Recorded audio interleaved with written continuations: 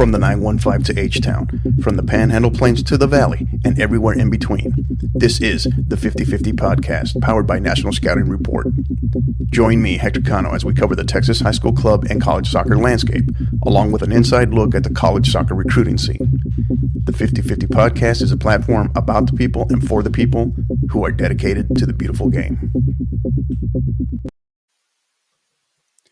Here we go. It is episode 2 of Inside Texas High School Soccer. I am your host, Coach Hector Cano, joined by the Obi-Wan Kenobi of Texas High School Soccer. Here he is, Mr. Papa Socceritis himself. Coach Rafa, how are you, buddy? Pretty good. How was your Christmas? Merry Christmas, man. It was good. It was good. It was extra quiet, which is always a good thing, especially for coaches, right? That's always a good thing. And safety-wise, players, everything, you always worry about that as well. But being able to spend the downtime with the family was really good. So love that. How about yourself? Good. Just here with my brother and my mom, spending some time. I'm here in Del Rio, so that's you can kind of see the little darkness here. Yeah. So I'm doing it here from my mom's dining room area. So, good old Del Rio. How is Del Rio? How is it? It's usually warmer there than it is here in San Antonio, right? It's been cold. It was like 36 last night, and just I've actually been sick with all this allergies, the mountain cedar. Finally today, I'm kind of like I don't really have much congestion, so glad today was a day. Awesome. And again, we are proud to be brought to you by our proud partners, NSR, National Scouting Report. They are the world's leading authority on all athletic recruiting. You can get more information on them you can find them multiple ways. You can find them on Twitter at NSR Now. You can also find them on Instagram at NSR-Now, as well as _now, I should say, as well as on their website. You can get more information on what they're about and the many great things they're doing at nsr-inc.com. So, all right, man. So what besides Christmas, I know you've been out and about. Tell us a little bit. Some of you got to see some action, covering some Texas high school soccer abroad outside of the greater San Antonio area. What was that like? Yeah, so I got to see actually the kickoff kind of over here on the border. Went to a girls' game. It was the Del Rio Queens versus the Laredo Martin Lady Tigers. Pretty competitive game. Like I said, I know the Queens won 4-0, but that Martin team was very scrappy. They had some good. They had some shots on goal. I think if they had landed a couple of them, that maybe the game could have been a little bit different. So, right. So good luck to both teams coming out. I know you're facing them pretty soon in a showcase. But it's a great start. To see fans out there. I talked to some of the fans. They were very eager to the start of the season. Looking forward to see what's going to happen. This year. Right. Yeah, and excited, definitely excited for a lot of stuff. Able to get our first official match, my squad, our first official match of the season yesterday. So I'm grateful for that as well. And, a lot of things, a lot of great stuff. And on today's show, we got multiple things going on. So we have, Coach Daniel Dollinger, he's going to be joining us shortly. He is the boys tournament director, as I understand it, for the Frisco ISD Dr. Pink Invitational. We will have also joining us later will be Missy Whitman. She is the marketing coordinator for the Allen Soccer, the Booster Club program, but she's also the marketing coordinator for this new Pep, well, not new, but they got a new sponsor, Pep Boys Eagles Showcase, presented by Jason's Deli and Tropical Smoothie Cafe for Allen High School. Great tournament there. So excited to be able to showcase and highlight some of these tournaments.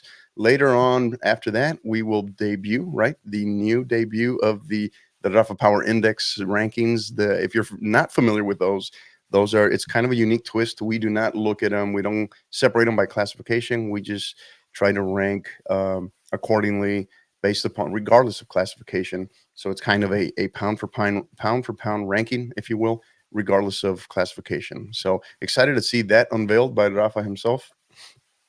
Excuse me. And then after that, we will wrap up with our champions review, our 2023 champions review, where we will look at our 6 champions from last year from 4A, 5A, and 6A.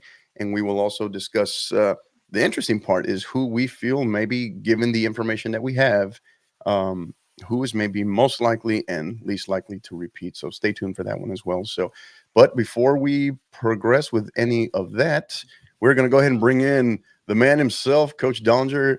He is the boys tournament director for the Frisco ISD Dr. Pink Invitational. Coach, how are you? Good, great. Thank you guys for having me on today. Absolutely. Thank you. Good, Thank you for Coach. breaking away. We know you're doing multiple duties, which what coach isn't this time of year, right? But thank you for being here. So how's it go? Merry Christmas, Coach. How was your holidays? How are the holidays aside from all the coaching duties? Yeah, Merry Christmas to you guys too. Holidays have been great. It's just awesome to finally get home and rest and relax with the family and kind of hang out for a few days. Got to have my daughter back from UT. She's a Nice. freshman out there right now, and just a chance to sit back and relax and enjoy some time off, and also gives the players some time off. They were kind of excited to get back on the field yesterday. And like you said, we're out there today right now, kind of getting ready and prepped to play Byron Nelson. Oh, nice. Awesome. Now it's JV matches you got going on today. Is that all three teams are playing? So JV2 finish up, and JV's playing right now, and then varsity kicks off here in about 45 minutes. And official match, correct? Not the Correct. whole kind of topsy-turvy. Are we scrimmaging or are we playing for real? So we already played our alumni, so we don't want to go ahead. We'll just say this is the first official match for today. Yeah. Before, like you said, we get into the tournament season. Obviously with our Dr. Pink this coming next weekend, and then we actually are going to the Allen tournament the week after. So some good competition for us.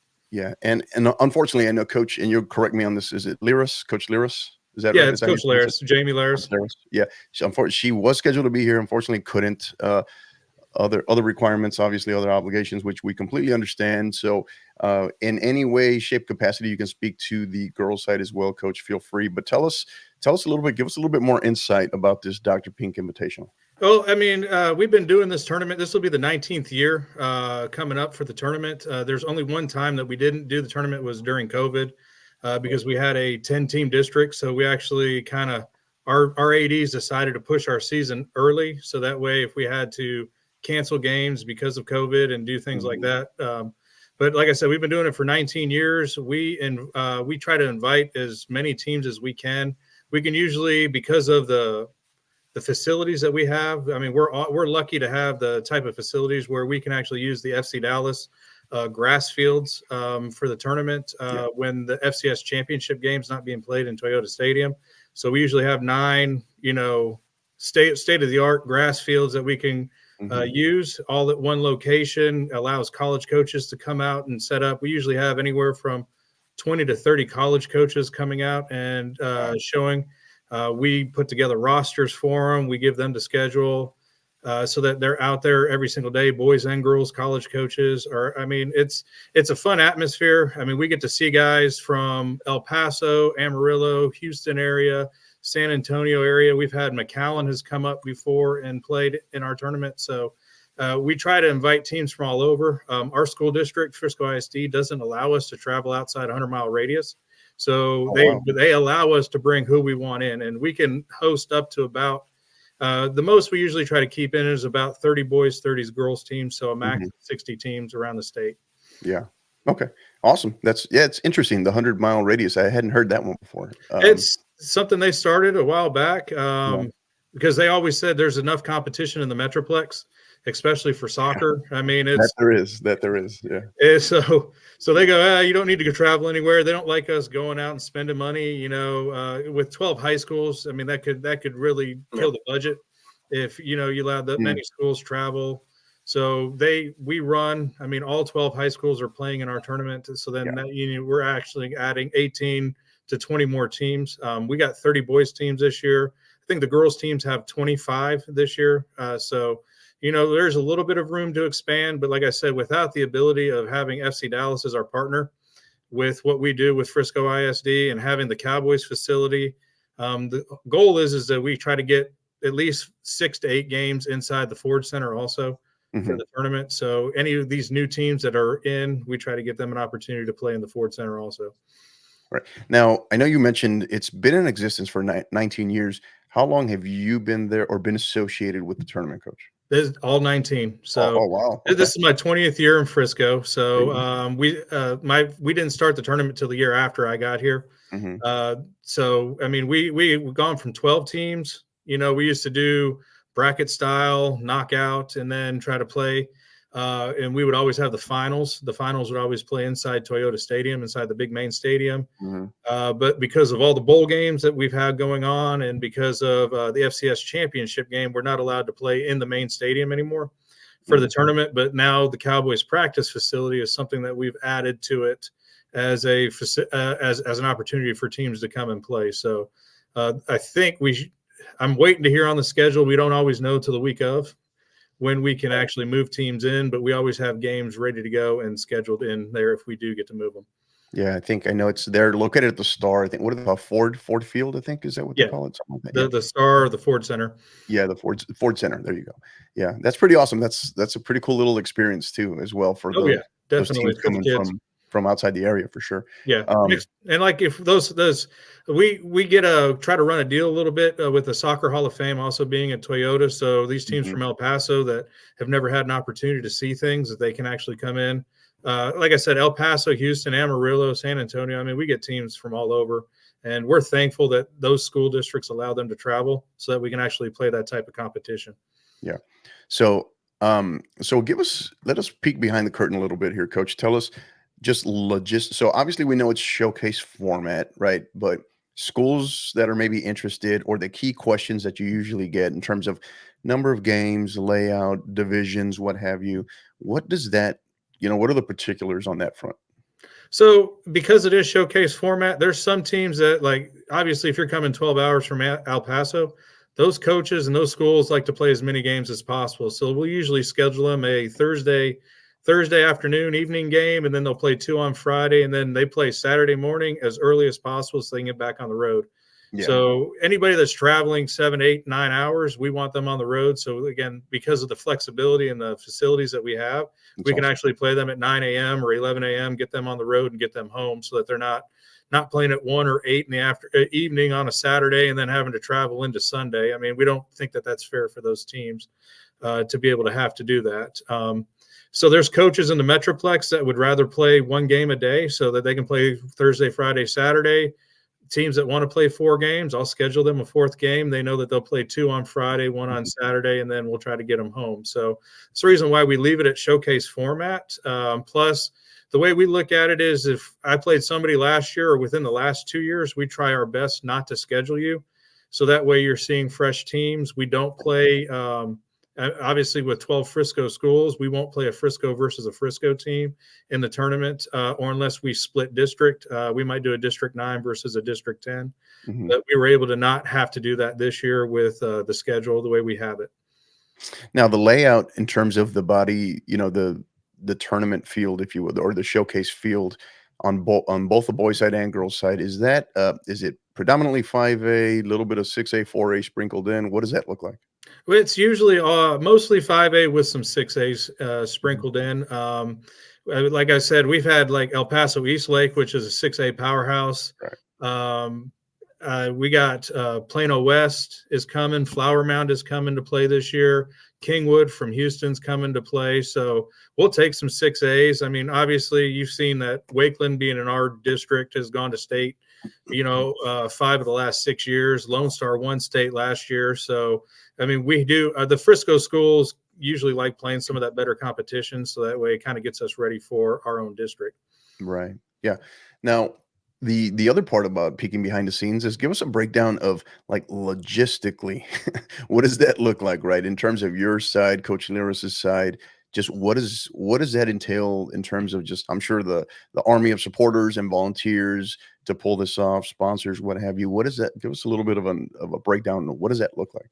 So we start planning this probably in April, right after the state soccer tournament, start asking for teams if they want to come back. And then we start trying to fill in and doing that. So then we also reach out. Our ADs are really good. We met back in November and we talk about it all hands on deck. So every school, if you're not playing, you're walking around, you're roaming around, you're helping teams, you're helping coaches.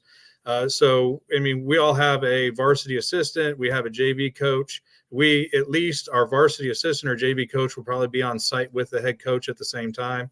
You know, our principals will show up for AODs while we're playing. Our ADs will be involved. It's we've gotten it perfected kind of, since we're all at one location, because we do have 9 fields so we're all there. So it's easy for the trainers to, whether they come and show up or we contract it out with children's will come and we'll contract it with them. And so they'll have plenty of trainers there. You know, we have people running and filling up water and making sure that water and injury ice is always on the field. So, I mean, our district, since again, like we said, we're not allowed to travel, they do a great job of making sure that we're supported.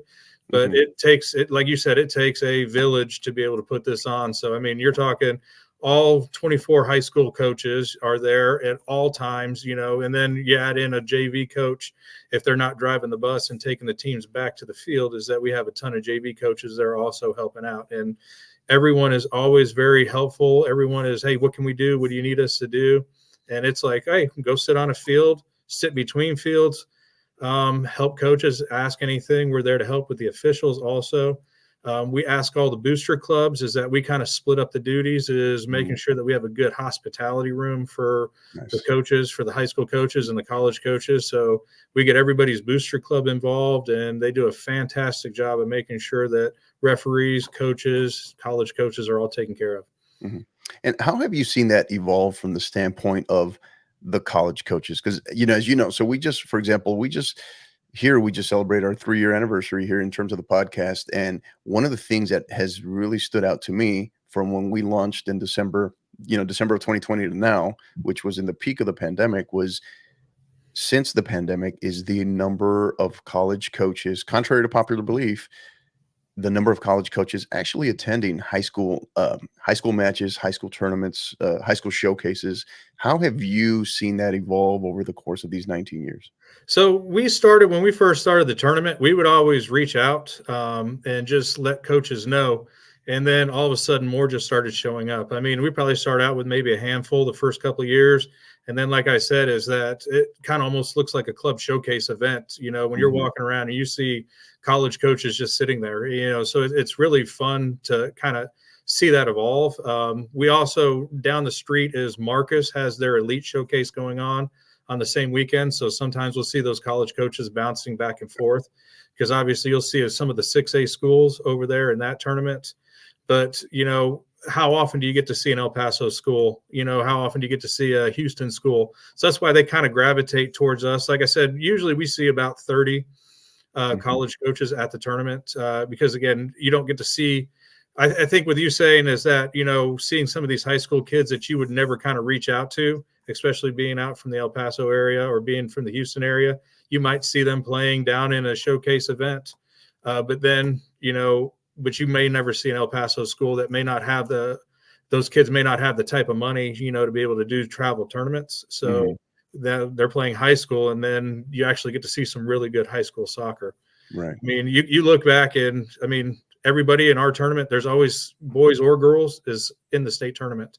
You know, we had Dripping Springs. Dripping Springs has been coming since Josh Hill moved down there, and he was in the state tournament 2 years ago on the boys' side. So, I mean, they know it's very competitive, and they actually get to see some really good soccer. Right. It's that hospitality room, man. You want to bring in college coaches, just give them food. Yeah, that's how it works. We try to keep them fed. I mean, there's always food in that hospitality room. We've always given a lot of food away. Yeah, as a former college coach, I can attest to that. Right, hospitality rooms. Well, it's like, I mean, at the end of the night, we don't want it sitting out overnight. So as teams are walking off the field, we're handing them a pizza. It's like even the kids are like, "Oh, you want to be the last one off the field walking out?" So a lot of drinks, a lot of food going to even teams walking out. Right. Awesome. Rafa, you got anything for Coach Dollinger? Coach, anything in the future, maybe expanding to maybe teams from out of state, the 10-year tournament? Have you guys looked into that? I know some of the other area tournaments have invited some, I don't know, like NEPS has invited some teams from out of state. Are you guys looking forward to maybe doing that in the future? So we have, and it all becomes with contacts. I've met some guys over the years because not only do I coach, I also referee. So I've done some tournaments where, like I've gone to South Carolina for President's Cup to referee. I've done some regional stuff also. And we actually I've had it's again, it's very expensive, but we had a private school from Miami come in a couple years ago, not only to bring his varsity, but I was able to hook him up with a JV tournament to where his JV was also playing really close to us in the Carrollton's Farmers Branch tournament at the same time. So, we would love to reach out, but again, it's price. Is it cost effective? I mean, we don't have the funds to be able to subsidize and help teams like that being able to come in where certain, like, obviously with football is that they can actually fly teams in. So we don't have that ability to be able to do that. So is somebody willing to spend the money to come in and be able to play? Right. Awesome. No, well, so it's not a no, right? It's just a kind of an ongoing thing. Have to do kind of a case by case basis. So yes, definitely. I mean, we would if a California team or somebody wanted to come in and play, as we would schedule them. And I mean, like you said, we have some really good competition to be able to put them up against too. Some of the top teams in the state of Texas. Yeah. Awesome. So as we start to wrap up here, Coach, just give us a little bit more information, insight, whether it's a college coach, how can they reach out? How can they get more information on your upcoming showcase, or high school coach that might be interested in the future? Where can they get more information to follow the Dr. Pink Invitational this year, or if they want to attend maybe in the future? So we'll have it. It's on our website. It's on our district website. They'll put the tournament. We do live scoring on there. Obviously, we do it as a Google sheet so that it's constantly being updated. We put it out on Twitter. Frisco ISD Sports will also put it out on Twitter at the same time, or whatever, X now, not Twitter. Yeah. But we'll put that information. As college coaches have signed up over the years, we keep a record. So it's like a Google form. We let them sign up if they're interested. Then we'll give them access to all the rosters if coaches turn in a roster. And then on that roster that we have the coaches turn in, there's always like a contact number. There's always an email address or whatever. But those college coaches aren't afraid. I've seen them all just walk up and ask a coach, hey, do you got a roster? And then they'll talk to them. I've seen them sit after games and talk to coaches and ask about certain players. Awesome. So I think that's always just making sure these coaches understand what's going on. We tell our players, make sure that you have your information up and ready if you want to be able to go play in college. So that way, I always meet with my team ahead of time, prior to the tournament. Hey, who wants to go play? Who's looking? Where are you looking? What are you thinking? So that way I can also give that information to coaches at the same time. I think we've always had talks is that we would love to maybe on a Wednesday night is offer a field, and maybe teams that are in town or in-town teams that if college coaches want to come in and have like a little showcase practice, so that way coaches would then be able to get to look at kids and get to look at players, not in just the tournament format, kind of like how they do it. Like Sports Source always has a day of where you come out and practice. We would love to offer that. I think we've had discussions, but it's just a matter of finding the right contacts and the right people that would be willing to do that. Right. And final question I have for you, Coach, is so I've always kind of been curious, right? From the standpoint of help me understand. I've been lucky enough to have a tournament director or having an assistant there that was overseeing part of the tournament. So from your perspective, right, you're the tournament director, you got all these moving parts, a lot of people that are looking at you for answers, and then you still have to get your own squad on the field and coach, right, and play. How do you feel? Do you feel like the match itself for your squad is an escape temporarily from all the other logistical stuff? And obviously you have as you said, you have a tremendous support staff there, but how does that feel in terms of, is it harder to be able to concentrate on the games and what you want to do during the tournament because of the tournament? How do you handle that? So I wouldn't be able to do what I do without some great assistant coaches. I mean, I've got two really good guys. Because I actually, even my JVs go and play in the Carrollton tournament during our tournament. So they get the team back and forth from school to the fields, so that I just have to be there. I just walk over and then I get going, so that way I can be walking around on the field. So without really good assistant coaches to be able to do that and to help out, is that I don't think I would be able to be able to just continue to run the tournament, but also, make sure that my team is ready and prepared. But I also kind of like to let the team make sure that the captains are doing what they're supposed to be doing and making sure that the team is ready, mentally prepared. So that way, there's going to be times where there might be a hiccup within the season. So I also kind of like to use it as an opportunity to see how the players respond with me not always being there or not being around. Let my assistants, like I said, I got great assistants that kind of help out in making sure that the teams are ready. Awesome.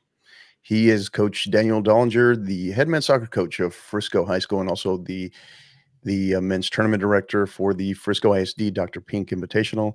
Coach, this has been great. Really love your time, your accessibility. We know you're balancing literally multiple things right now as we speak. So we're going to go ahead and let you go. But thank you again for your time and consideration. Okay. I appreciate it very much. Thank you for letting me be on here today, and good luck this year, guys.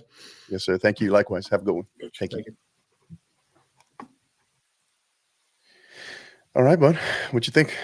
Pretty cool, huh? Yeah, it's pretty good. Yeah, I know that tournament's been going for a while. They've got some of the top teams in Texas have gone there, especially. I didn't know it was 19 years though. I thought for some reason I thought it was like 10ish, 12ish, somewhere about there. I didn't know it was 19. Yeah, especially with all those Frisco schools, trying to schedule all of them to elite, and again, just juggling to have them not play against each other.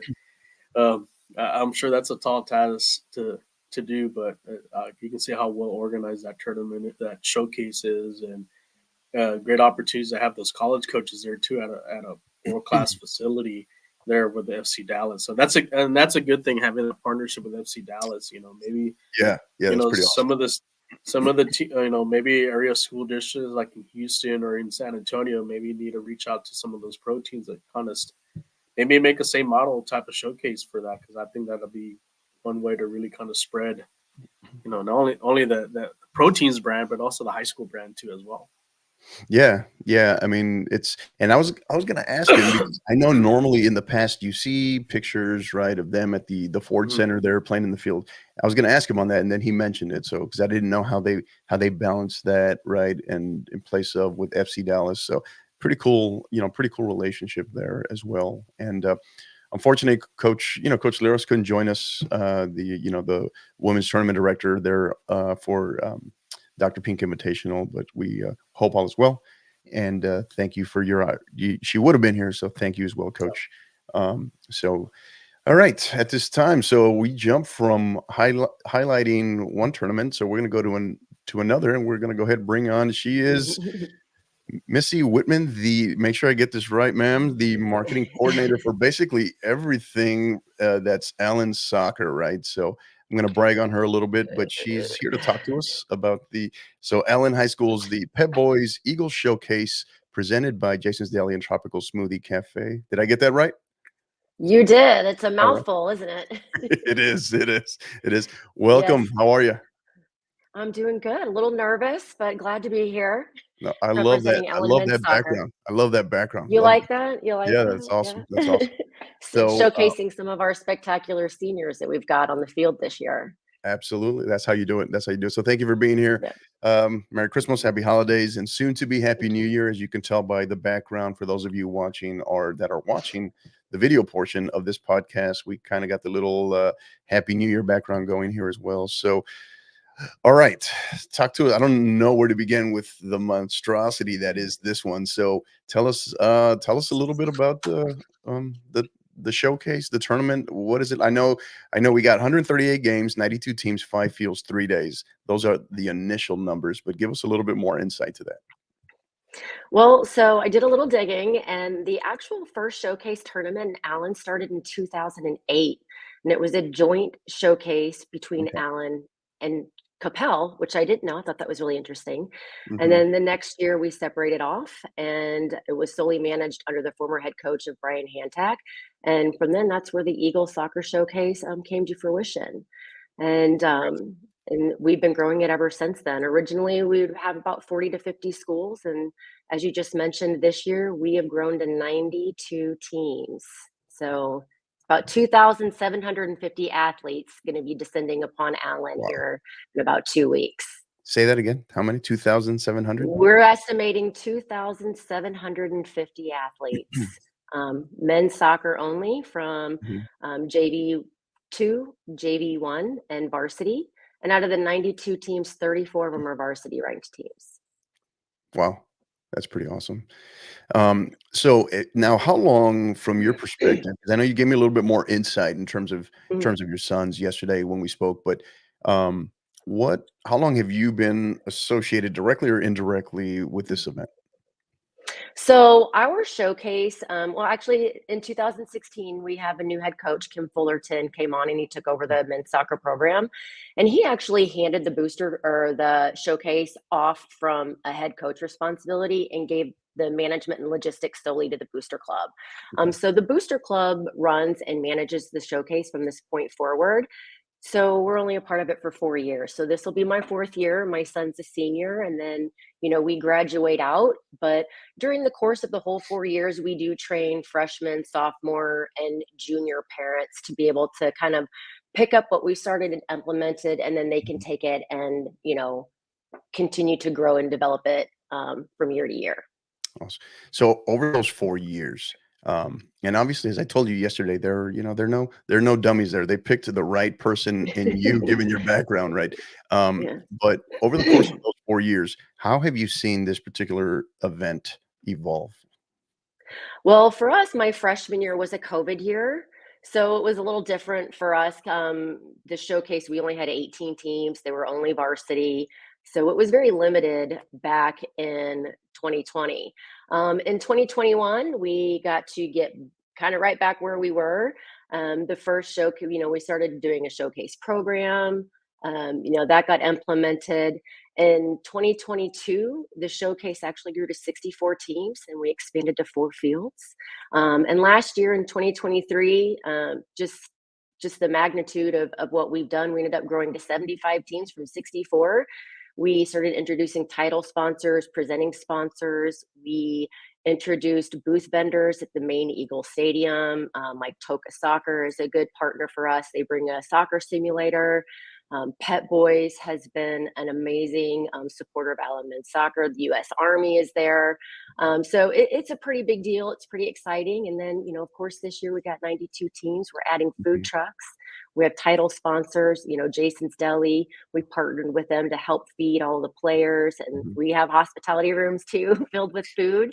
Like I said, we have, several locations. So in Allen Independent School District, obviously you're familiar with the state of the art stadium that we have. mhm, We have hospitality rooms there. Then we have the high school track stadium, which is just across the street. Then we have Lowry Freshman Center. We have 2 fields there. And then we have Curtis Middle School. And all the fields are turf, so we'll play rain or shine.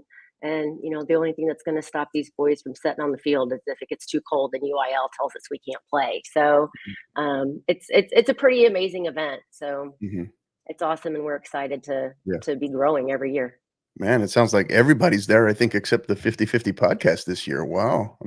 Well, hey, you know what? I know somebody that can let you in. The Okay, booth is upstairs. You can sit there up we with go. all the recruiters. Yeah. And this is a recruiting event as well. So Mhm, we actually invite every single college program in the state of Texas that has a men's soccer program. mhm, Every single one of those colleges is invited, as well as New Mexico, Louisiana, Arkansas, Oklahoma. And so we also have a big set of recruiters that come in. Some of them let us know we're there, and some prefer their anonymity and mm. don't want to be acknowledged. But we do have quite a few that are sitting up in the press box and enjoying the tournament all 3 days. Now, I'm curious from your perspective, right? Your knowledge, right? As far as you know, have you Mhm. seen that number in terms of college coaches in attendance, at least that are letting it be known that they're there? Has that number held steady? Has it grown over the course of the 4 years you've been associated with this event? Mhm. Where have you seen that in terms of that evolution? So unfortunately, with being just a Booster Club member, Mhm, I am not always privy to all those details. Last year was the first year I actually sat up in the press box. Since we had all the other booth vendors and sponsors, I tried, I stayed in the press box, so I was able to keep an eye on everybody and make, hospitality and, customer service on our sponsors and stuff like that. But there were a lot of recruiters that were up in the press box. But as from year to year, I personally can't give any feedback on that because last year was the first year I was in the press box. But I do know that we have about 15 to 20 that are confirmed this year that Nice. have told us they were coming. I mean, like I said, we do have a lot that don't want anyone to know that, they're there. We have 92 teams. That's a lot of players and coaches. So Right, right. So give us a little bit more. So let's go back to the actual weekend, the weekend of the event. What are those dates, times, and locations? So our tournament starts January 11th and it runs through the 13th. We have games starting at 8 o'clock in the morning and end at 8 o'clock at night. And like I said, they're all in Allen Independent School District. They're all within a really short radius of each other. Like I said, Eagle Stadium, which is where all the varsity games are going to be played. Right. And some varsity games do spill over into the high school track field, which is where the rest of the JV1 teams will play. And then Lowry Freshman Center. As you know, Allen is so big, we have a separate freshman center to house students. So we have actually 3 fields over there, but we're going to play on 2 fields, the main Old Eagle Stadium and then the Lowry Freshman Practice Field, and then Curtis Middle School, which is just down the street. Awesome. Good stuff. Rafa, you got anything for Missy? The planning of this whole tournament. When does it start with you guys? Like, when you got like, hey, let's get it going, send the invites and so forth. So I think everybody starts at a different time. I'm a little extra. So if you ask our booster club people, they're probably shaking their heads if they're watching. When it comes to like sponsorships and advertisements and different things like that, really, now that we're doing title sponsors and presenting sponsors, we start, as soon as the showcase is over. Food trucks, we start soliciting pretty early now that we've started doing that. The coaches, they start working, around the same time, after state, they start inviting teams back. Again, we also have teams that come in from El Paso and Woodlands and Tyler, and, all of our teams are 5, 6A teams as well. We don't have anybody under 5A that plays in our tournament.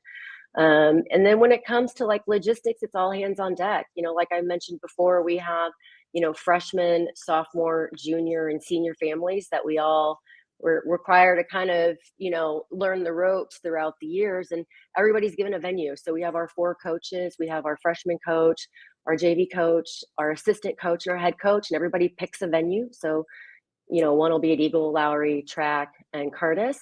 And then we have our other designated showcase committee volunteers that, man up at each one to, help support the coaches in that aspect. And then every single booster club parent that is in the program is expected to volunteer. We actually have 146 volunteer spots throughout the 3 days. That consist of over 550 hours. And that doesn't include the executive membership board and the committee leads who pretty much are there nonstop from sun up to sundown, really starting Wednesday evening, loading in all the booth sponsors and food trucks and logistics and stuff like that. Oh, I love all the data, all the numbers. You came prepared. I love it. I love it. Thank you. So whether it's a college coach that is maybe available or is interested in more information and to attend, Missy, or maybe a current high school coach that isn't there but might be interested to go there in the future, where can they get more information on the actual event? And then also, where can they, or will it be trackable as far as results, all that kind of stuff? Where can they get that information? All the information that we have regarding our booster club and the men's soccer program is on our website. And we hit the mother load on securing the website for the soccer team. It's actually alleneagles.com, which is the best handle that you could get for a website URL. I'm surprised the independent school district hasn't tried to buy that from us, but we're holding a good grasp on that. But we do live scoring and standings throughout the tournament. As soon as a game is over, each venue will actually message into our website developer and creator, and he'll automatically go in and start putting up the scores. We are showcase format ran as well, and we do overall MVP, defensive player, showcase champions, best goalkeeper, and they're based on points and different stuff like that. So but yeah, everything is online. You want to, contact us and reach out. You want to take more teams, or you're interested in coming and watching. You've never been a part of such a large event before that's been Booster Club ran and organized, just hit us up on our website at www.alleneagles.com, or you can see them here. Our Twitter handle is AHS_B_soccer. We always do live feeds on there as well, all our home games and away games, stuff like that. So Awesome. pretty accessible. Great stuff. And one last is usually what we do normally with our guests that we have for extended periods, right? We give them the opportunity to kind of, we call stoppage time, right? Any shout outs, thank yous, anything they want to share, we give them the opportunity. So the floor is yours. Well, I just want to thank our Booster Club executive board. We have the most amazing leadership team. And I think that our Booster Club, we're such a tight knit family. I think that's how we can have such a successful event. And our head coach, Kim Fullerton, really has a lot of faith in the Booster Club to just feel like, you know what, run it, make it successful. And this is our biggest fundraising event that we have as well. It costs about $25,000 to $30,000 to run this tournament. And at the end of the day, we do end up profiting about 15 to 20 grand. That goes back into the Booster Club's profits, which we use for the senior scholarship. It pays for our tournaments, catapult trackers and different things like that. I would also like to thank Pet Boys. They have been an amazing supporter of men's soccer. They, donating pallets of water and just Gatorades and drinks and all that kind of stuff. And then Jason's Deli for the hospitality room at Tropical Smoothie Cafe. They'll be having food trucks out there as well. We just have a lot of amazing supporters and we're very grateful. Yeah. Got to have that hospitality room squared away. That is like the number one thing. Right? I love the hospitality room. Yeah, no my doubt. favorite. Yeah. That's a great way to attract you want to attract programs, attract coaches. That's how you do it. Yes. So, well, they are definitely lucky to have you, Missy, and we're grateful for your time. Thank you for the your accessibility and being available.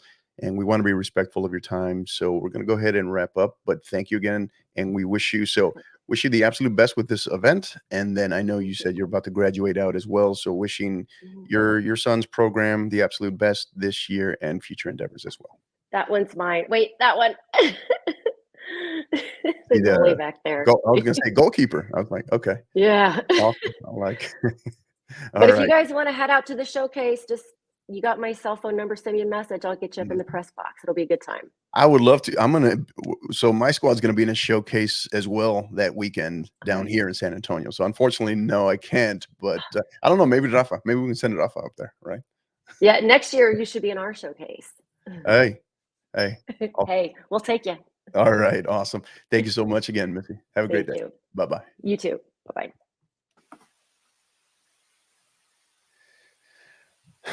2,700, man, 2,700 players. It's like all that, over 140 volunteers. That's pretty phenomenal. So, thoughts on that one?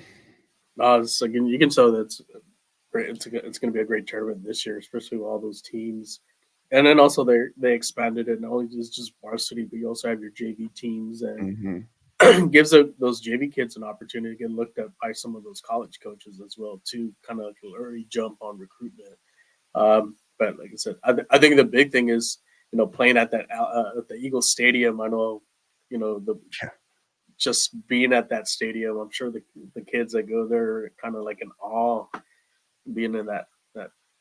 Just there getting the opportunity to play there, so I'm sure. Look, I've read stories about football games there, but I'm sure it's the same thing with the soccer game there too. Yeah, and they're properly supported with good partnerships and good sponsors as well. So I know that always helps. That really does in terms of maximizing the things you want to do for an event like that. So.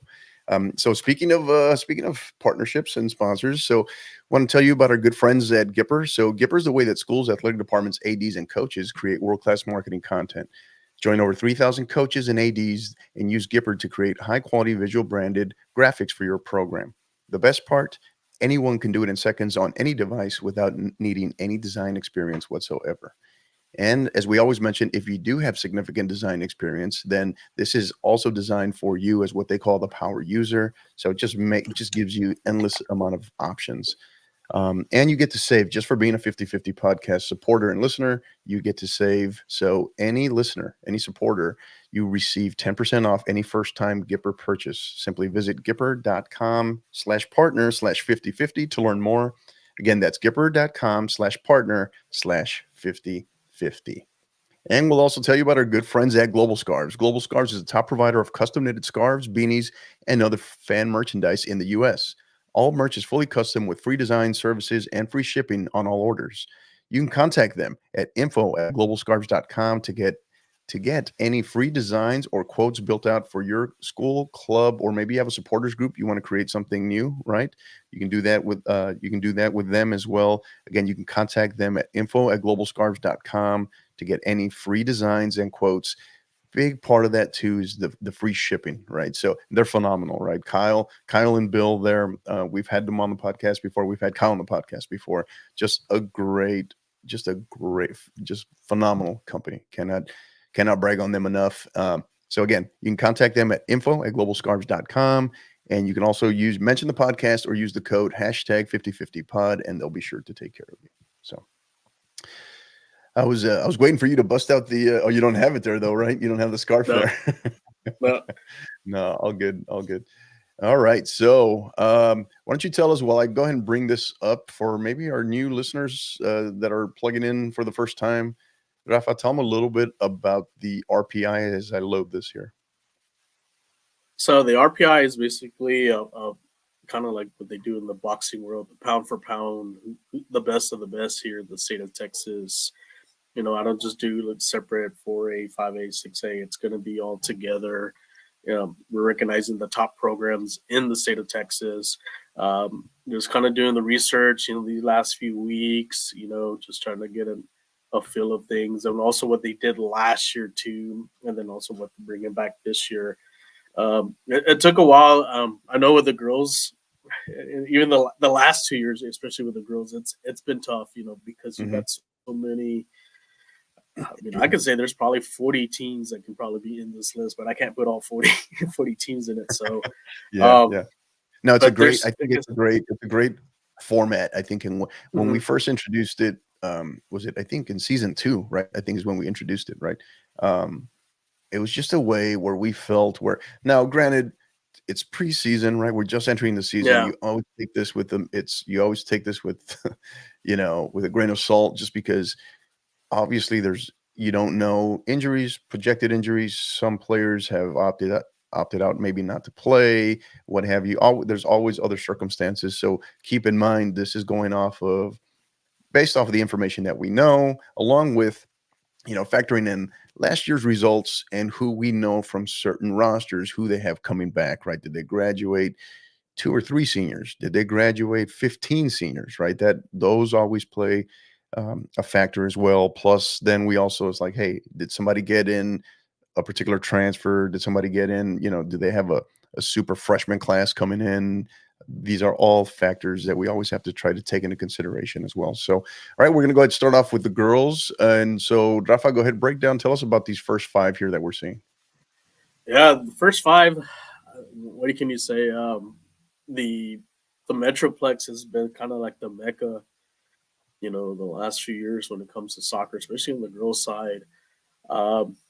And this was a little tough, but I gave, as far as my top ranking, I gave the edge to Salina. I mean, you're back-to-back champs. Probably the favorite to three-peat again. I know they really are challenging themselves, this coming season.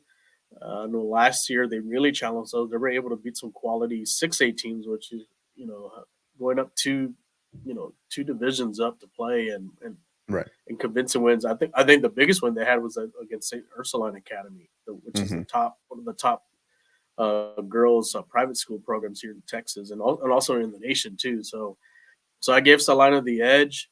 Number 2, Farron Marcus, great run last year. Able to knock off Salt Lake Carroll, able to seal the deal and get the 6A title. I think they'll be a contender again this year. Like I said, they'll be one of the favorites. Another third, I have Wiley East. Wiley East made a great run last year, and I'm sure that I think they'll do it again out of Region 2. Like I said, they're going to be the team to beat in that region. Number 4, I had Midlothian. Midlothian had, storied program.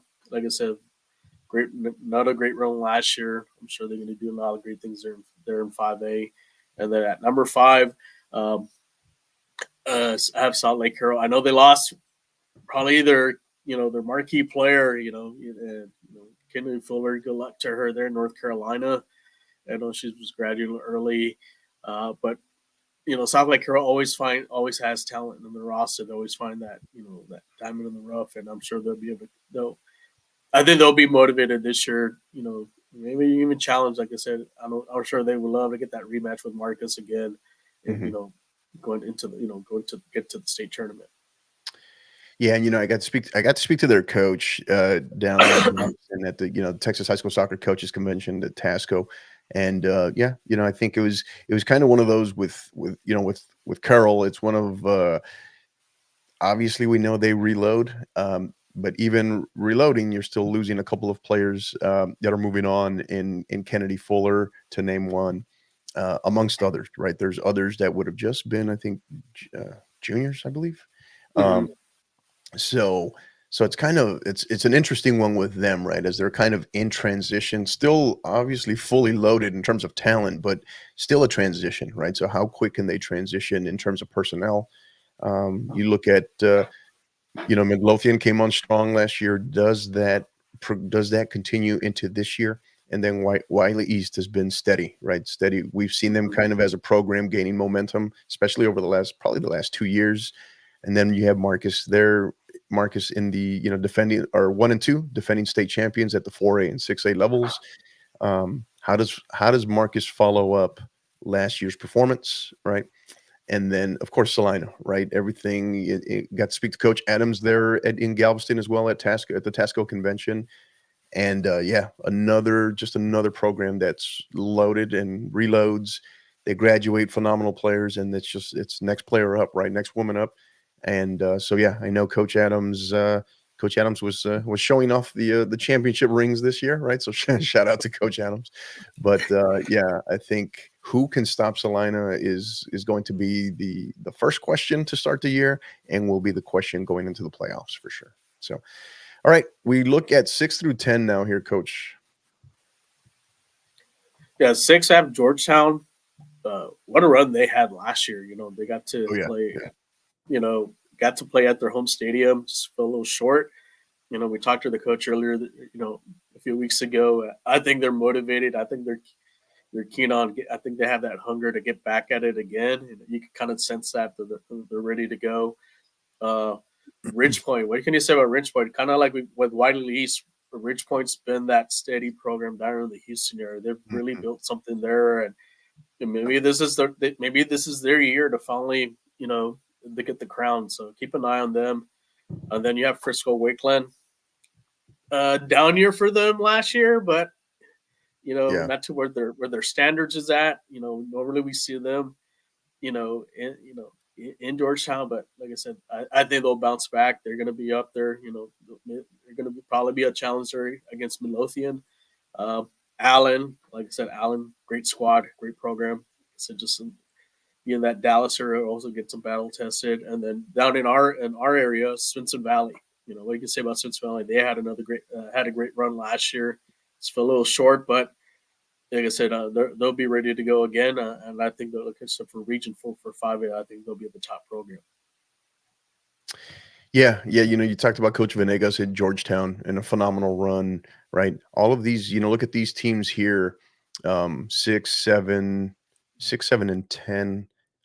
Can't recall. I don't think. Yeah, no, not Allen, but 6, 7, and 10 were all in Georgetown last year in the state tournament, right? So phenomenal run by how does Coach Venegas follow up? How does he get them to follow up last year's performance?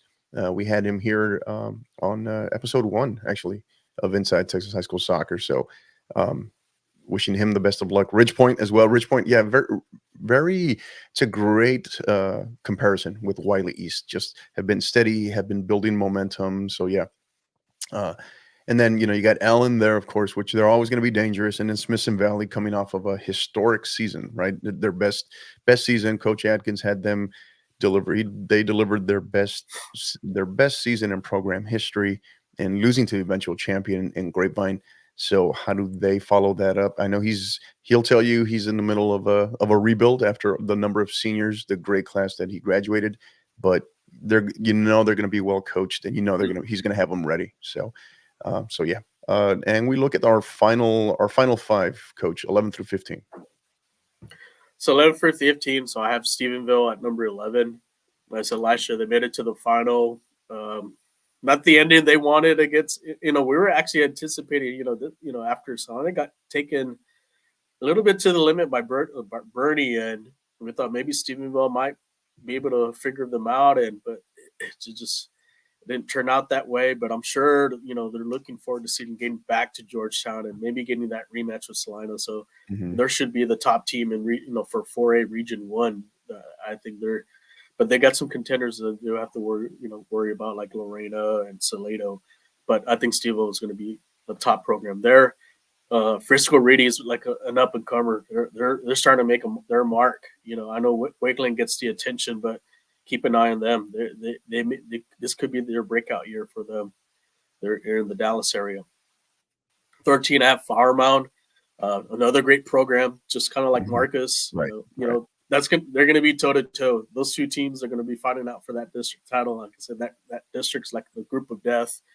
They're going to say it's a playoff game into that district that they're in, and they're always a contender to get into the regional finals, even the state tournament. And then another great program, city program, Columbia Heritage. Like I said, they'll see if they can bounce back and make another run.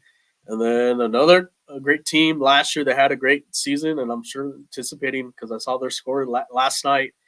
San Antonio Taft, great program. They returned a lot of returning letterman. I lost maybe a couple key players, but one of the returns their goalkeeper. Their goalkeeper, she's dynamite, and that's your foundation right there to build a great program. And then so keep an eye on there on tap. I know they had a little sour taste last year losing in that regional semifinal, and this year maybe could be the year that they finally break through and get to Georgetown. Yeah. That's a heck of a final five there to round out our top 15. Yeah, and Stephenville, I think, Stephenville will definitely be they're going to be one of those few that can truly test Salina, right? To what extent, we'll see. We'll find out. But and you got Frisco Reedy, Flower Mound. This is kind of the usual suspects group, right? And Colleyville Heritage just kind of always in the mix, always in the conversation. And then you have Taft, right? San Antonio Taft, who they could potentially be staring at as they made history last year, right? Can they top that and go further? Could this be their kind of an all-time historic season? And the logic tells you they have the talent, they have the skill, they have the numbers, they have the returning letter winners, well coached. Now they got to get it done, and they're gonna, in that particular district too, they're gonna have to hold off a very strong and evolving San Antonio O'Connor program as well. So how do they, so that's gonna give us a great matchup as well to battle it out for that tournament. And then we wrap up. So that's our top 15. Now let's take a look at, Coach, what you have designated as what would be your next 5 in. Yeah, so these are kind of my next 5 in. My honorable mention. Like I said, there are just so many great teams to kind of put in, and I know there's some that maybe, it was tough to get in there. But my next 5 in, I have Katy Simmons Lakes, one of the great programs there in the Houston area. Can they do the same thing like what the boys did last year? Like I said, just keep an eye on them. Another great program is San Antonio Johnson. They really made a run last year, and they've had some couple big wins also in the playoffs the last 2 years. Maybe they're the ones that maybe challenge like Taft, or maybe like a Lake Travis, or one of the Ron Rock teams, like Westwood or Ron Rock High. So keep an eye on them. I think they're probably going to be their favorites in their district. The next in 4A is Davenport. Davenport, in that tough district with only Bernie High, but also with Wimberley. They made it to the regional final last year, just fell a little short, but they do return some majority of their squad, so they said they could be the favorite this year, and they finally maybe get through and get to Georgetown this year. Another great program is Round Rock, we just got to see last year. Great great team, tough district. They're battle tested. Like I said, I can see them making another run, and then the last one is Bridgeland. Bridgeland's like also they're starting to establish themselves as a great soccer program. They're in that in the Houston area. Keep an eye on them in Region 3. Like I said, they can challenge Seven Lakes there to try to get to to Georgetown. Right. Yeah, great group. Katy Seven Lakes will definitely be in the mix. They got to replace Matty Rich in goal amongst a few other that they graduated, but I think they'll be there definitely in the mix. Johnson, although there's been a lot of talk about San Antonio Johnson going into this year in that brutal 28-6A, right? That we know locally here. Davenport will be an interesting one just because, how do they respond to, they got a new coach, first year coach, Coach Morrison is no longer there. He's moved on. So how do they respond in addition to some of the talent that they graduated, right? Making it to a regional final, to losing to eventually, to a fellow district foe in Bernie. How do they adjust? How do they adapt to a first year coach there? That'll be the interesting one with Davenport. And then, Round Rock and Bridgeland just becoming, Round Rock very talented, and Bridgeland is definitely starting to become a staple out of that Region 3 area. So well done. Good stuff. And so now we move on. That's going to do it for the girls' side. We move over to the boys' side here. So again, our initial RPI here for December 30th, 2023. Let's take a look at these first 5 here, Coach.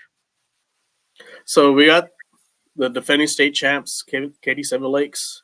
Like I said, they're going to have a big target on their back, but well coached. I think they're going to make another run, make another appearance there from Region 3. Number 2, Frisco Lone Star.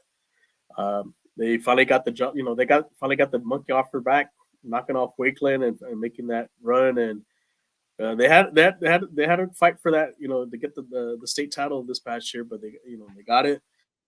I'm sure they're going to have that target on their back, and like I said, it's going to be a battle between them and Wakeland, and also Reedy too, because Reedy made a run. So it's going to be a fun district when it gets to district play for them.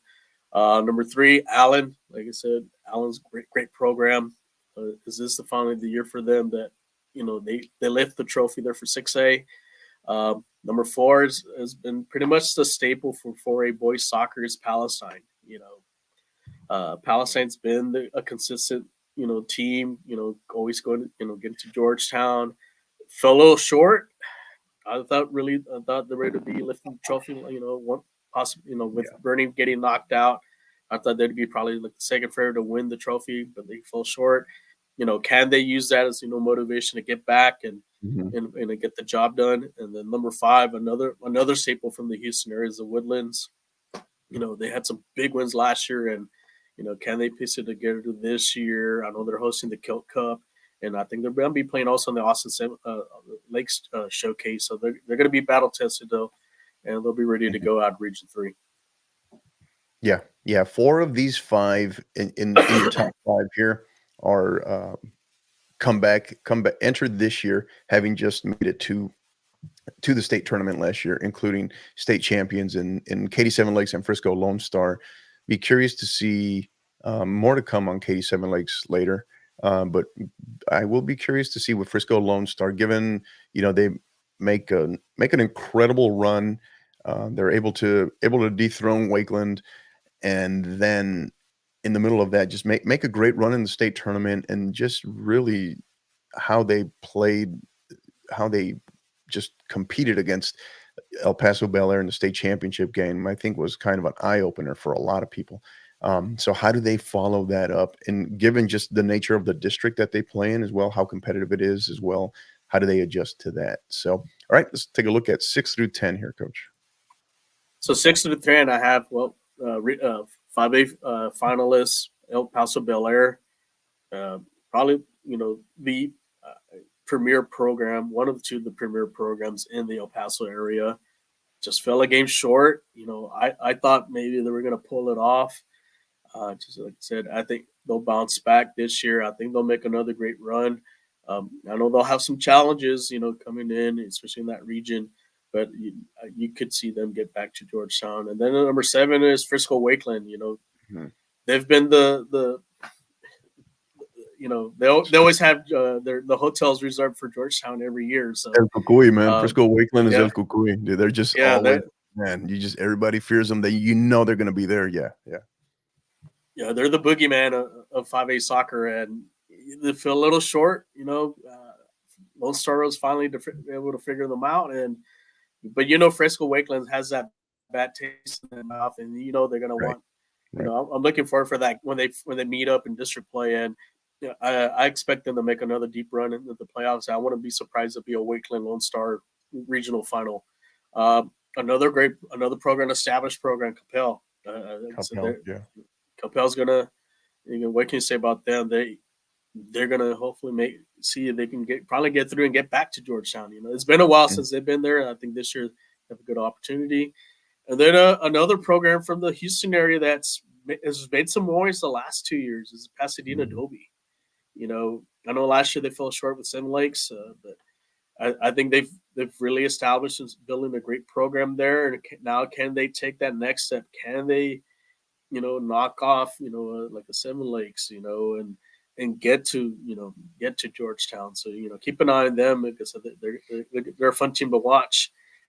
And then number 10, who I actually had my number 1 pound for pound for San Antonio area rankings, my RPIs for San Antonio for the roundtable. Did you have them as 1?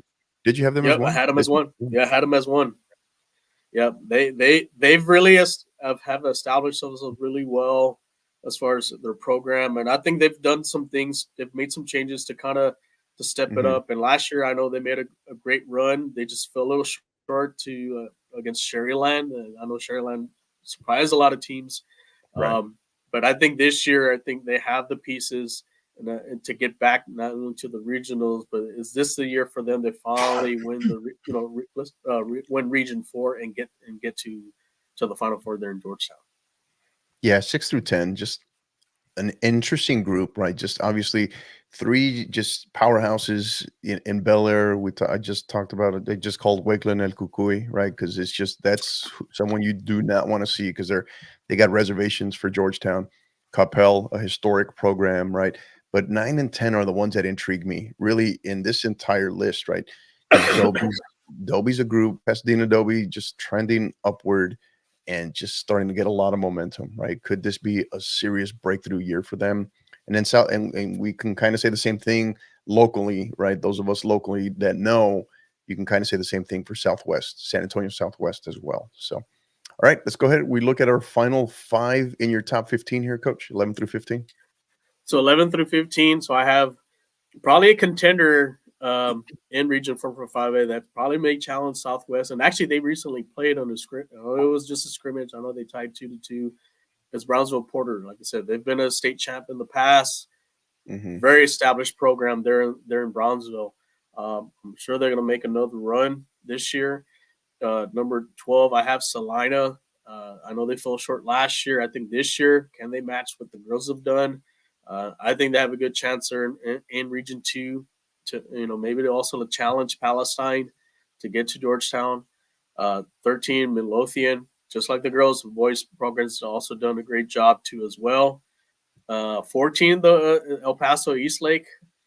We've had some high hopes of them the last 2 years, and they've just kind of fell, a little game short. Is this the year that they kind of get it, piece it together? They can make a deep run and finally kind of get over the hump with that from those Dallas area teams, and get to the Final Four.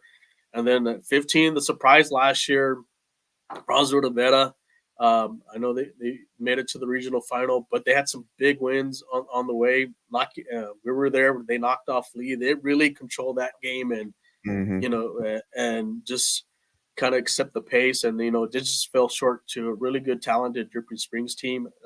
They're going to be, like I said, for them, Brownsville Nevada. I think that's another team to watch from the Valley for 6A. So keep an eye on them. Yeah, and so really good last 5 group of right. teams. Yeah. You talk about the Brownsville squad, right? Porter and Uvetta. How does Uvetta follow that up? Porter, to be expected, right? To be expected there. Midlothian surging. East Lake's kind of, yeah, I guess you can kind of say I know by their own expectations, they fell short probably the last 2 years, but they'll be back. And then Cody will have Salina. I think he's kind of a little bit of a surprise. I'm not going to call it a down year, but just they didn't really kind of burst onto the scene the way I think a lot of people were thinking. But Cody he'll have Salina back this year. I have no doubt. So, all right. So that does it for our top 15. Now we look at what would be our next 5 into the RPI top 15. Go ahead, Coach. Let's cover these last 5 here, or these next 5 I should say. So that's the next 5's for a little honorable mention. There's Frisco Reedy. They've the boogeyman. Reedy's been kind of like the thorn on the side for both Lone Star and Wickland. And they always give each team a game. Could this be their year to finally knock both of them off and get to Georgetown? So like I mentioned, keep an eye on them. Number 2, I have Hidalgo, the reigning 4A champs. They were able to knock off Bernie, made a great run. We'll see how things are now, like as far as after graduation, and then also now they have, like I said, the permanent change in their head coach. Can they defend their title? I know there's other teams on there, and I know especially they're in Region 4 for 4A boys. They're going to have a challenge there. Another team is Brandeis. Great squad. I know they fell yesterday, but I know they were missing a couple players. But keep an eye on them. I think they're one of the favorites in that district. 28 6A. San Elizario. They've been the kind of like the class act for 4A soccer there in the El Paso area. Like I said, they've make deep runs every year. Can they kind of get it together again and make another one? And then another up and comer from that 28 6A is San Antonio Johnson. Like I said, they return a great squad.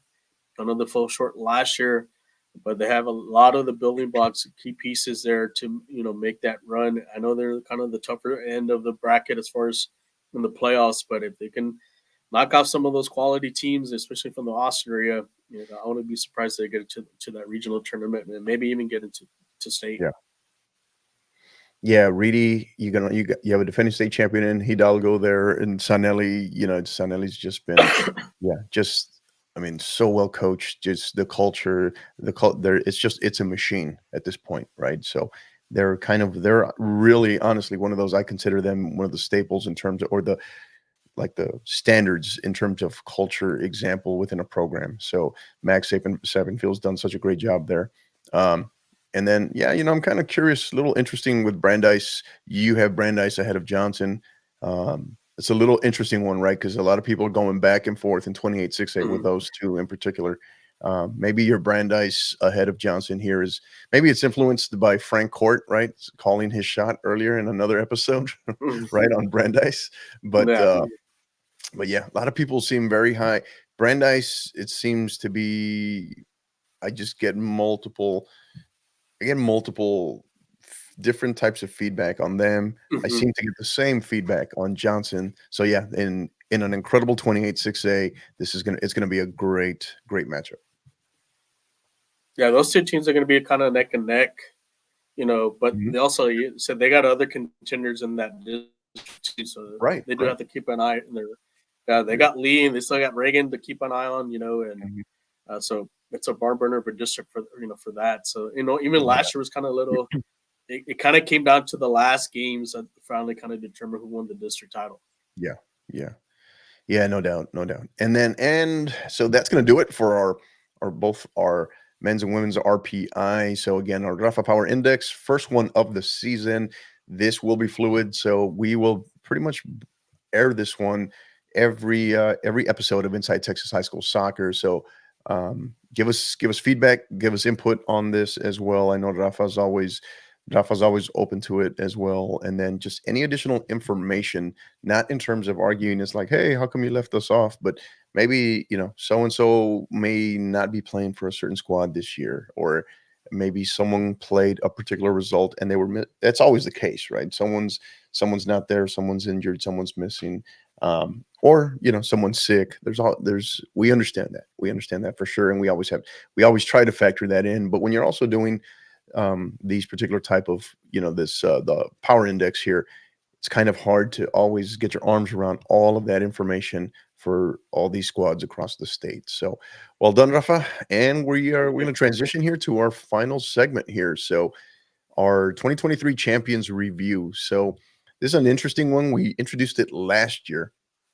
And one of the things that we do here is, you see down on the bottom of your screen, for those of you that are watching, is we essentially look at our champions from last year, and then we kind of dissect them a little bit in terms of just thoughts, expectations, and then more emphasis on who's most likely to repeat, less emphasis on who's least likely to repeat.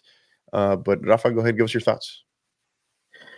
Let's start with 4A. We'll start with 4A. Yeah, with 4A, I think Salina will repeat. I think they get the three-peat. I know last year I did it with the Bernie boys. I thought they were going to, hopefully I don't get jinx Salina this year, but I just, I don't know. I don't see anybody, contending against them. There's such a deep team, deep talent. They just built a great soccer culture there in Salina.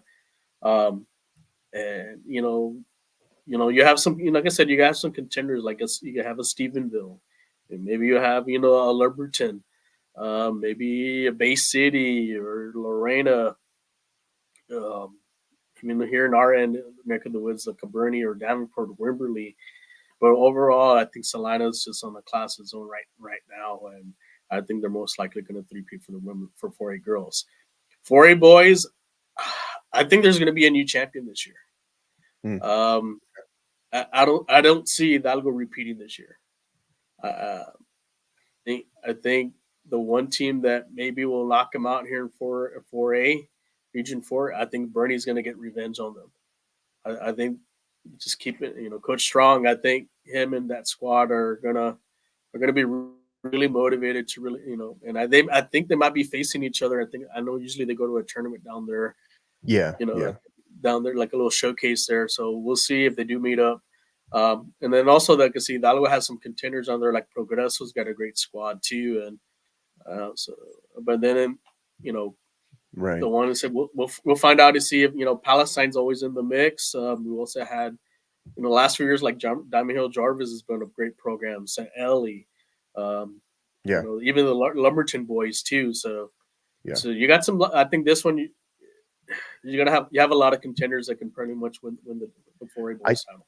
Yeah, I think I'll start with the men's side here. 4A, I think 4A is wide open, honestly, on the men's side.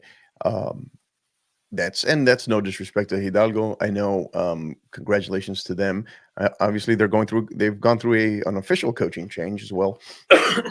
But yeah, I think you have this one is kind of who can separate, right? It's going to take who separates themselves over the course of district play, has momentum, who can stay healthy as we go into the state tournament, and then who really starts to separate themselves over the course of each round in the state tournament and just really finds that next gear, right? And then, as we all know, right, regardless of classification, sometimes how the bracket plays out for you, where you land, and then sometimes an upset here or there happens along the way. All of these things play factors. So, yeah. And then we look at the women's side, Salina. Yeah, it's Salina versus the field is essentially what it is here.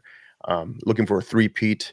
All indications are, phenomenal talent, well coached, great culture, and it's just the big thing becomes is the weight of the expectation to three-peat, right? Because you're kind of expected to. Does that kind of start to wear on them over the course of the season? And the question really is, who stands as a legitimate foe to knock them off? I know Stephenville, as we mentioned, will have something to say amongst others. So that'll be the interesting one at 4A. All right, so let's move on. Let's look at 5A. So 5A, I think 5A girls, I think there'll be a new champion. No disrespect to Grapevine. They've been consistent. Like I said, Grapevine's been consistent. They've been getting to Georgetown. They were knocking on the door. Yeah, it took them a while. They were not. But they were. Yeah. Yeah, but I think this year, you have like the teams like Midlothian and even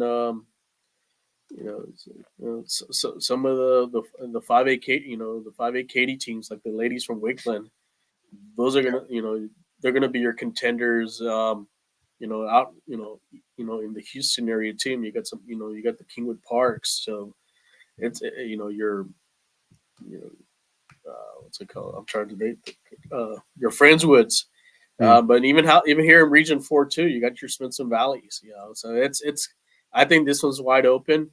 I think anybody could if you get hot at the right time, get up winning this thing. And then also Georgetown.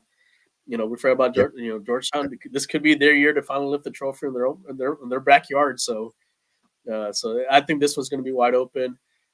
I think even 5A boys is going to be wide open. Yeah.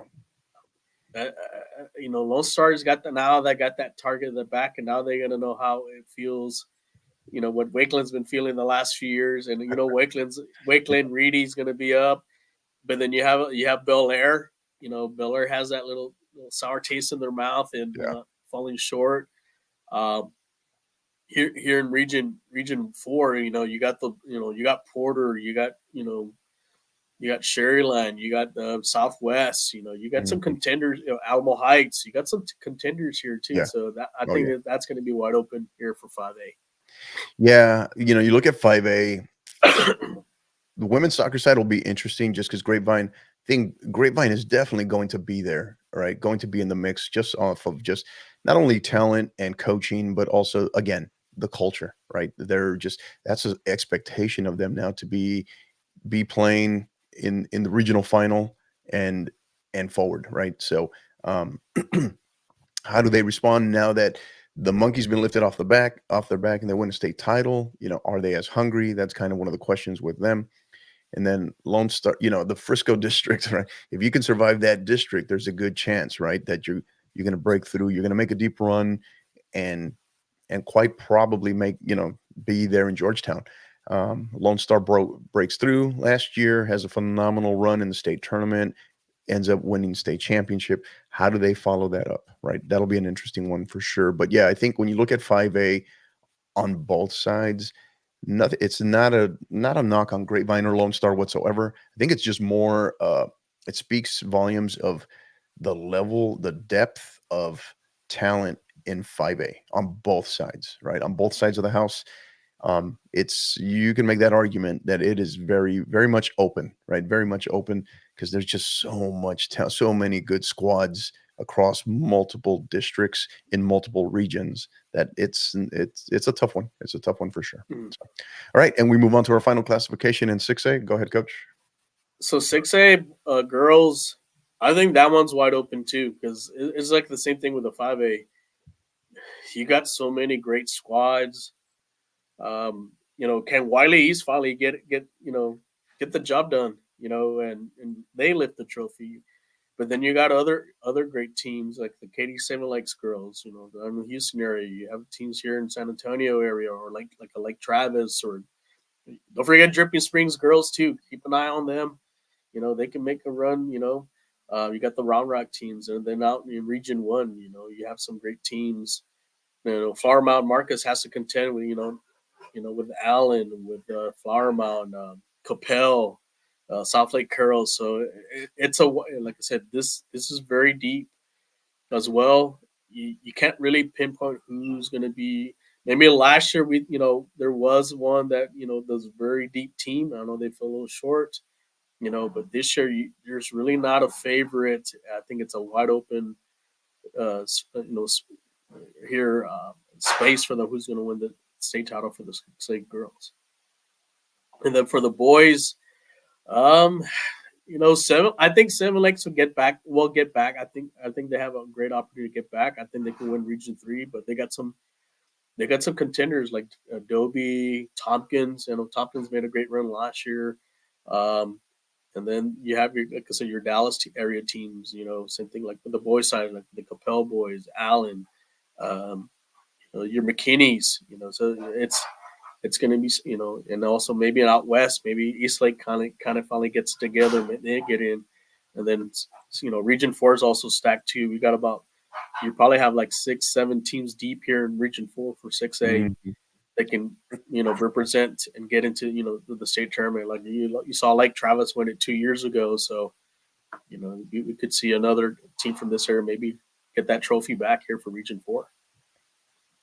Yeah. Yeah. 6A, yeah, 6A is an interesting one from the standpoint of when I look at the women's side, Marcus, how do they follow that up? Right. And they had and their coach as well, first year coach. And so they'll be well coached. They'll be prepared. But it's tough just surviving, right? Surviving that district, surviving that area, that region. Um, it's a tough one for sure. I think one program I really want to highlight that I really want to mention, to keep your eye on the 6A women's side will be Lake Travis this year. I think, I think they're going to be loaded. They're going to be stacked playing in a tough district, but I think just keep an eye on them. I think well coached, ready, and just the amount of talent that they have coming in as well.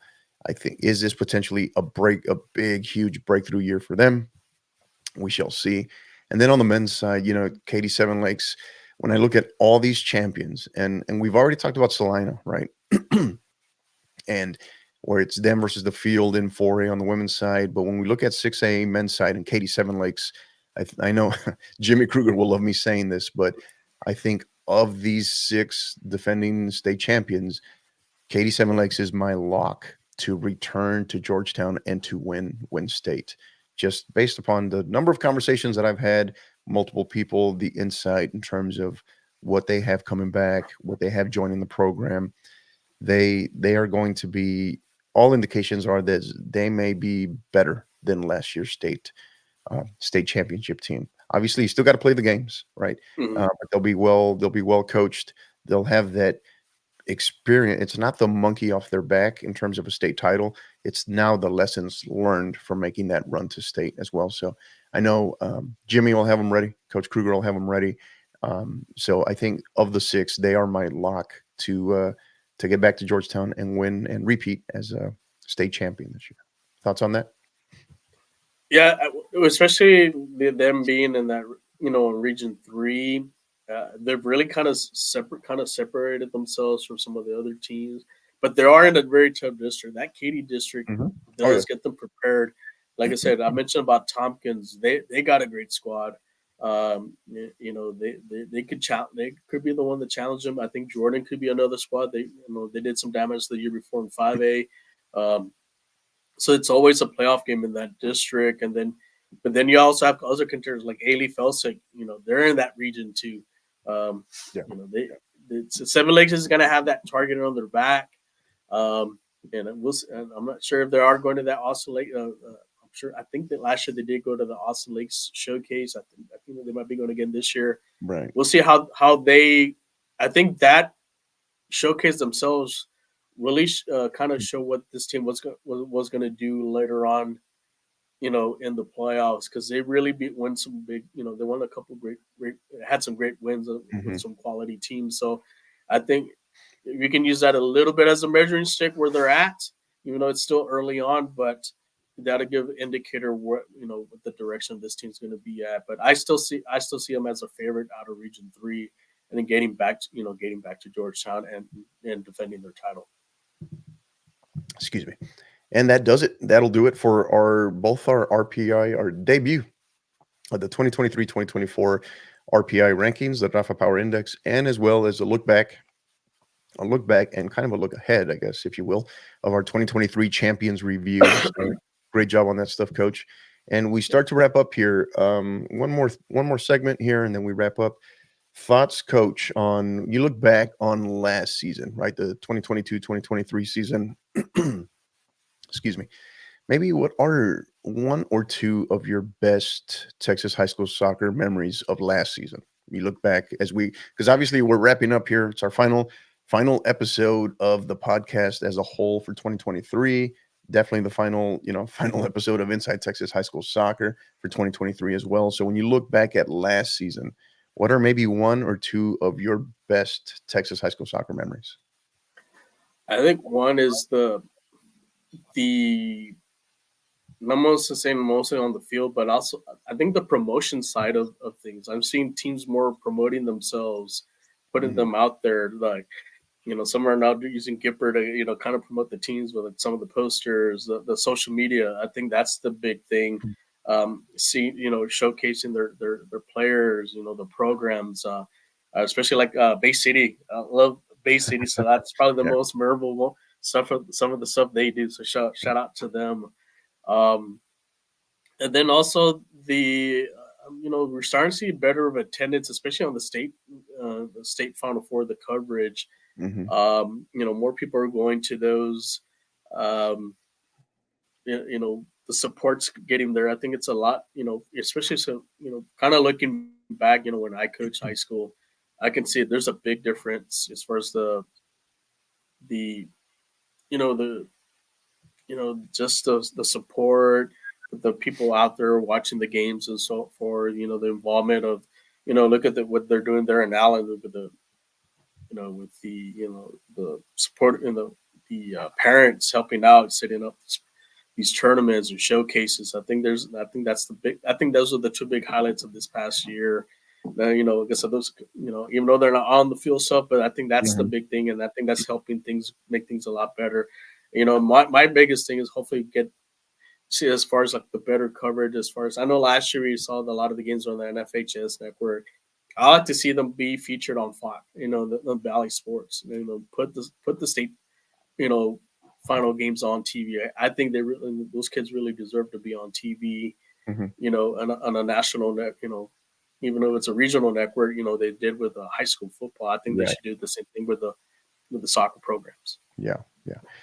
Well, I think as long as we keep doing this as independent media, individually and collectively, I think we have a ways to go still. But I think as long as we keep pushing that envelope and keep supporting, and the support of from the coaches and the booster clubs and the players themselves and the parents, and that's how we continue to push the envelope, right?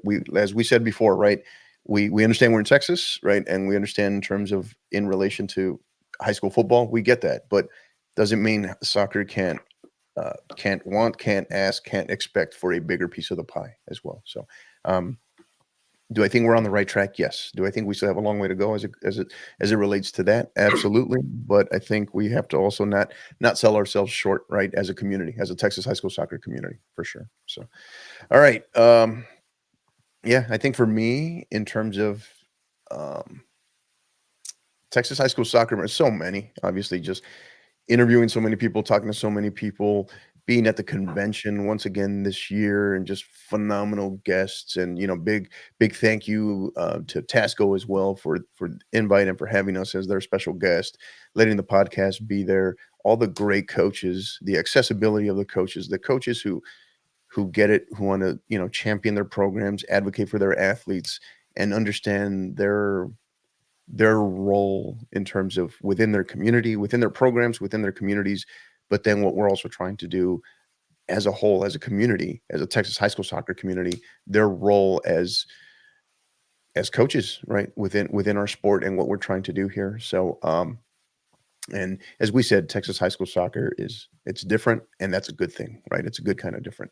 It's just different. And we continue to see that growth happening. So I'm grateful for that. And I guess my other real big memory, it's a personal one, right, is making that jump, making that leap from the private school side, coming back to the public side, coming back to the UIL side, and the all the changes and updates and everything, the transformation of my new squad and my girls program, who I love to death, and who I'm so lucky to be able to coach.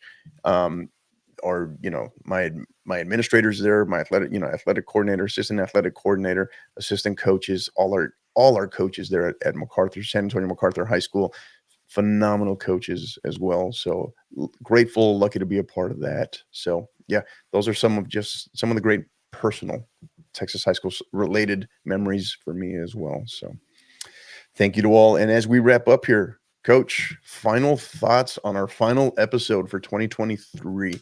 Obviously, we'll be back with another episode early in January, but this is going to do it for our final episode of 2023.